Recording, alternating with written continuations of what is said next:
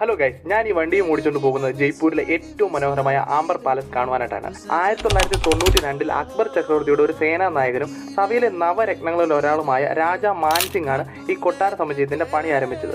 അതുകൊണ്ട് തന്നെ രാജാ മാൻസിംഗിന്റെ 12 രാജ്ഞിമാർക്കായിട്ട് ഓരോ മുറികൾ വീതം അദ്ദേഹം ഉണ്ടാക്കി. ഓരോ മുറിക്കും രാജാവിന്റെ മുറിയുമായി ബന്ധിപ്പിക്കുന്ന ഗോവണികൾ ഉണ്ടായിരുന്നു. പക്ഷെ രാജ്ഞിമാർ മുകളിലേക്ക് കയറി വരാൻ പാടില്ലായിരുന്നു.